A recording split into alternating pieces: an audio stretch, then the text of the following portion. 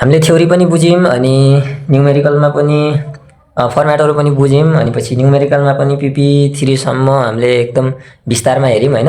अब PP4 गर्न लागिरहेछौँ हामी। PP4 अलिकति स्पिडमा जाम अब चाहिँ हैन। यो बेसिक त यो थोरै PP1 2 को यो सर्ट क्वेशन होला त हामीले जानिसक्यौँ नि त, अब गर्न सकिहालिन्छ। यो सर्ट क्वेशनमा चाहिँ अलिकति स्पिडमा जाम है त।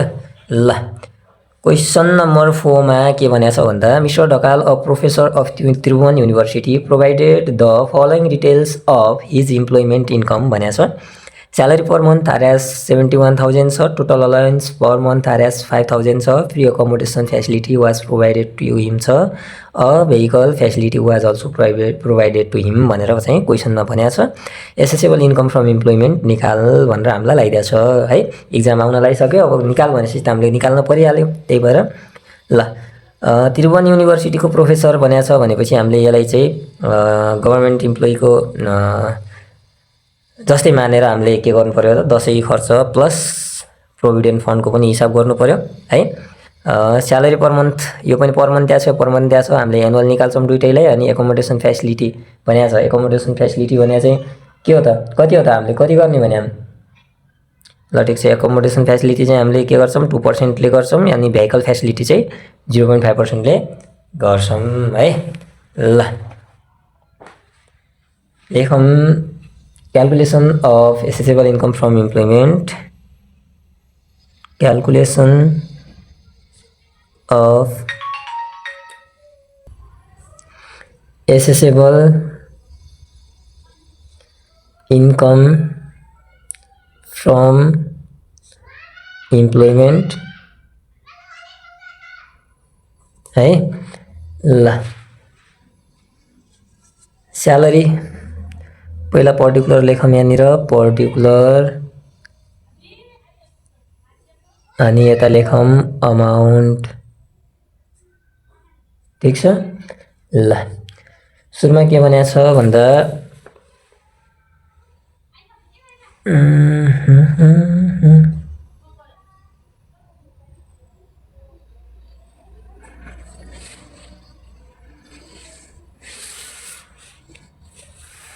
क्वेशन छ यहाँ लास्टमा हैन। ल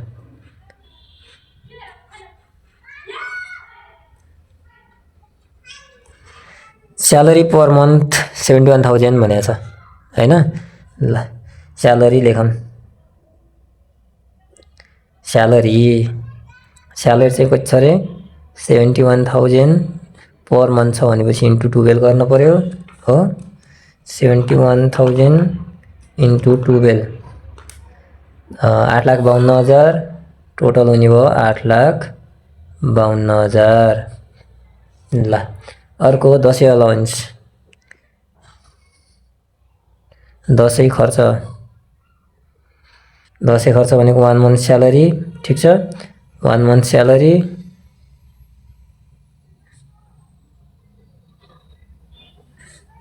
कति छ 71,000 छ हो। ल अर्को provident fund contribution. Provident fund चाहिँ कति हुन्छ? प्रोभिडेन्ट फन्ड भनेको जहिले पनि 10% हुन्छ के को त एनुअल स्यालेरीको है। 10% अफ एनुअल स्यालेरी कति भयो 85200 85200। अनि टोटल अलाउन्स भनेर दिएको छ पर मन्थ 5,000। टोटल अलाउन्स 5,000 छ पर मन्थ इन्टु 12 पंचे 60 यो भनेको 60,000। ठीक छ। अर्को free accommodation facility was provided to him भनेको छ भनेपछि अकोमोडेसन फ्यासिलिटी भनेको चाहिँ कति 2% हो 2%। ल अकोमोडेसन फ्यासिलिटी 2% के को 8,52,000 एनुअल स्यालेरी है इन्टु 2/100 17,040 17,040 अकोमोडेसन फ्यासिलिटी रहेछ। भेहिकल फ्यासिलिटी पनि भनेको छ भेहिकल फ्यासिलिटी भनेको छ यो चाहिँ 0.5%, यो पनि एनुअल स्यालेरीको 8,52,000 इन्टु 0.5 अपन 100 है 4,260 को के रहेछ भेहिकल फ्यासिलिटी रहेछ 4,260 को। यसलाई हामीले जोडौँ है 4,260 plus 17,040 plus 60,000 plus 8,52,00 plus 71,000 plus 8,52,000 हो ल 10,89,500 आयो है 10,89,500 ठीक छ। यो भनेको हाम्रो के हो त accessible income from employment accessible income from employment हो यो भनेको चाहिँ ल PP 4 पनि सक्यो। अब गरौँ PP 5 को क्वेसन हेरौँ के छ। PP 5 को क्वेसन छ Mrs Janaki a disable individual supplied the following details of her employment income taxable income before exemption चाहिँ 16 लाख छ रे। She works in a remote area ए। She has paid life insurance premium RS 25,000 for her self and health insurance premium 22,000 monthly average TDS that should be deducted from her salary भनेको छ है। ल हामीले निकाल्न पर्ने चाहिँ monthly average TDS that should be deducted from salary है। Monthly चाहिँ उनको स्यालेरीबाट कति TDS चाहिँ जान्छ कति काट्छ भनेर चाहिँ हामीले निकाल्ने हो। यसमा मेन हेर्न पर्ने भनेको एउटा इन्डिभिजुअल भनेको छ है हामीले यो सिंगलबाट गर्न पर्यो ठीक छ। अनि पछि गएर अर्को चाहिँ यहाँनिर भनेको छ डिसेबल भनेको छ है। यो डिसेबल भनेलाई पनि हेर्नु पर्यो। अनि अर्को रिमोट एरिया ए भनेको छ यो रिमोट एरियाको एक्जम्सन हेर्नु पर्यो। अब लाइफ इन्स्योरेन्स प्रिमियम छ हेल्थ इन्स्योरेन्स प्रिमियम छ ल यसलाई पनि गरौँ।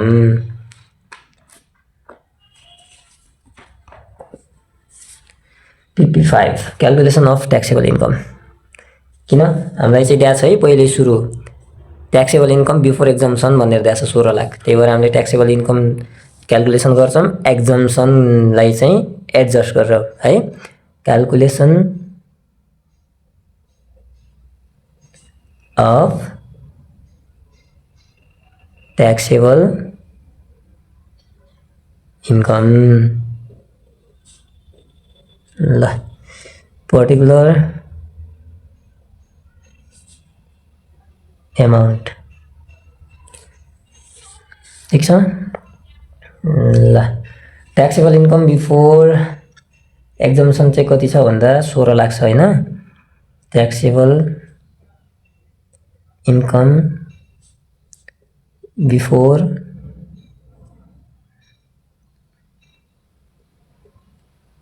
एक्जम्सन चाहिँ कति छ 16 लाख। त्यसपछि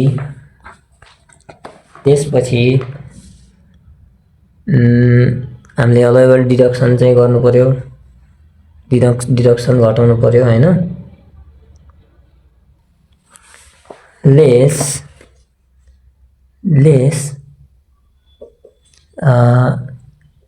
allowable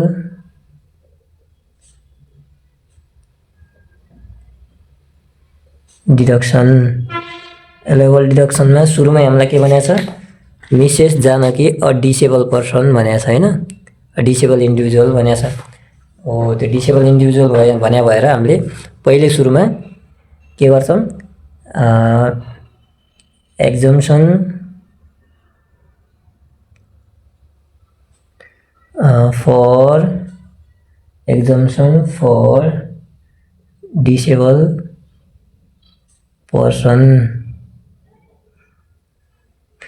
पर्सन को डिडक्सन चाहिँ कति गर्न पाउँछौँ त हामीले 50%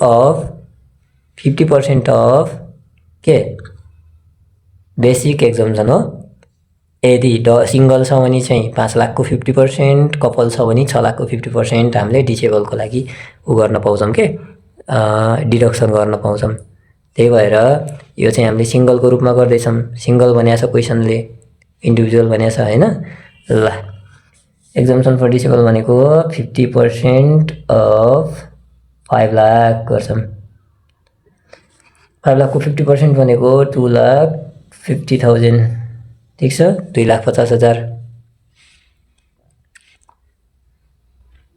ओके 2,50,000।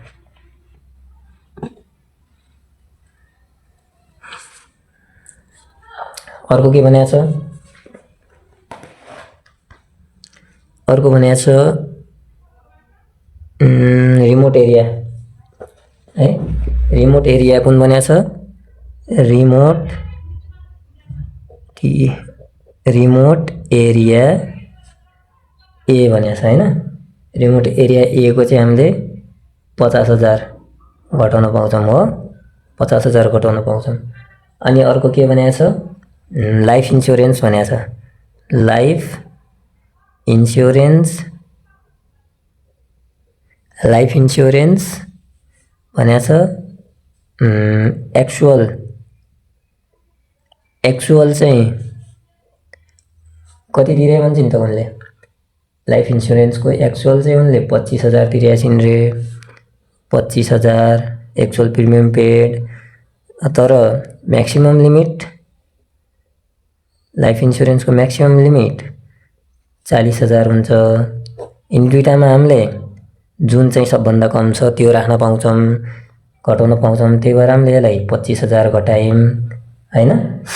अनि अर्को हेल्थ इन्स्योरेन्स पनि पेड गरेको छु भनिन् तिनले है। हेल्थ इन्स्योरेन्स यो चाहिँ गर्नुपर्छ है सबैले। हेल्थ इन्स्योरेन्स पनि पेड गरेका छिन् रे। कति त एक्चुअलमा प्रिमियम उनले हेल्थ इन्स्योरेन्सको 22,000 होइन। हेल्थ इन्स्योरेन्सको 22,000 गरेका छिन् रे पेड एक्चुअलमा। तर हेल्थ इन्स्योरेन्सको म्याक्सिमम लिमिट भनेको चाहिँ कति हो त, 20,000 मात्रै हो। त्यही भएर हामीले जुन चाहिँ कम छ त्यो मात्रै घटाउन पाउँछौँ। हामीले यहाँ 20,000 घटाउन पाउने भयौँ हो, 20,000 घटाउन पाउने भयौँ। अनि त्यो बाहेक अरू केही छ र छैन, त्यति हो होइन। यति हो भनेपछि हामीले अब यो अमाउन्टलाई घटाउँछौँ। पहिला जोड्ने घटाउने गर्छौँ। 16 लाख होइन, 16 lakh minus 2,50,000 minus 50,000 minus 25,000 minus 20,000 गर्दा 12,55,000 चाहिँ आयो। 12,55,000 आयो है। यो भनेको चाहिँ हाम्रो ट्याक्सेबल इन्कम हो, ट्याक्सेबल इन्कम हो। ठिक छ। ल अब अर्को हामीलाई के गर्न भनेको छ, अर्को भनेको छ ट्याक्स लायबिलिटी निकाल्न। ट्याक्स लायबिलिटी निकाल्न पर्ने छ हामीलाई अर्को। ठिक छ। Calculation of tax liability, calculation of tax liability के छ त्यसमा, calculation of tax liability particular है। अनि amount particular amount. First 5 lakh को 1% यो भनेको 5,000। नेक्स्ट कति 2 लाख को 10% यो भनेको 20,000। नेक्स्ट 3 लाख, 3 लाखको चाहिँ 20%, यो भनेको 60,000। ठिक छ ल, 3 2 5 5 10 लाख गइसक्यो। हाम्रो निक्लिएको थियो आन्सर कति? 12,55,000 है, 12,55,000 थियो भनेपछि अब 2,55,000 बाँकी रह्यो। ब्यालेन्स 2,55,000 को चाहिँ कति? 30% ले हो। 2,55,000 इन्टु 30/100, 76,500, 76,500। यति चाहिँ हाम्रो के आयो त? ट्याक्स लायबिलिटी आयो। यदि जोडेपछि हाम्रो ट्याक्स लायबिलिटी आयो 76,500 प्लस 60,000 प्लस 20,000 प्लस 5,000 गर्दा 1,61,500 के आयो त हाम्रो? 1,61,500 चाहिँ ट्याक्सेबल इन्कम, अरे ट्याक्स ल्याबिलिटी आयो है। अब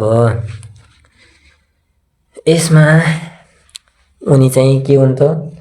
मिसेस जानकी भनेको छ, वुमेन हुन्, लेस ट्याक्स रिबेट पनि दिनु पर्यो। वुमेनको लागि कति हुन्छ? 10% अफ ट्याक्स लायबिलिटी हो 16,150 हो। यति घटाइसकेपछि हाम्रो ट्याक्स पेएबल आउँछ। Tax payable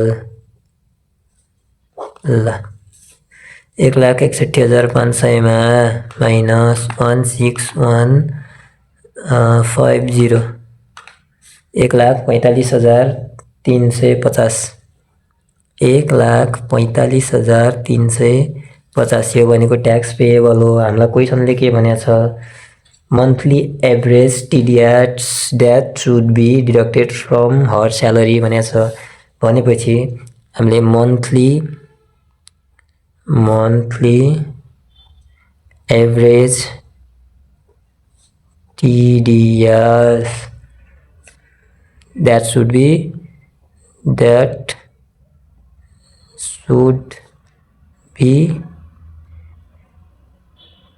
deducted from her salary कति त? Is equal to 145350, 145350 divide by 12 divide by 12,112.5 रुपियाँ चाहिँ मन्थली काट्ने रहेछ है। मन्थली टिडिएस गराउनु पर्यो भने चाहिँ 12,112 रुपियाँ 50 पैसा उनले तिर्न पर्ने रहेछ। ल